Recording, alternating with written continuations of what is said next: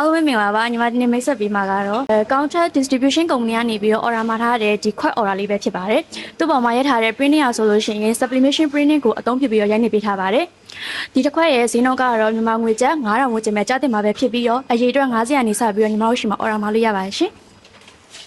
ဆိုတော့ဒါလေးတွေကညီမတို့ order မှာထားတဲ့ခွက်လေးတွေပါရှင်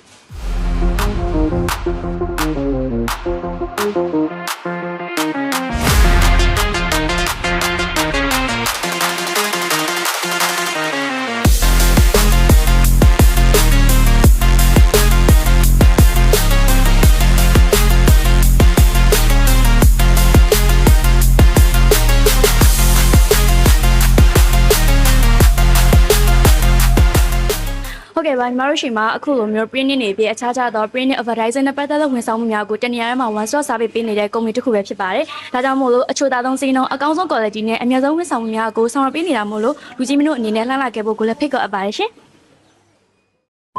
Audio Jungle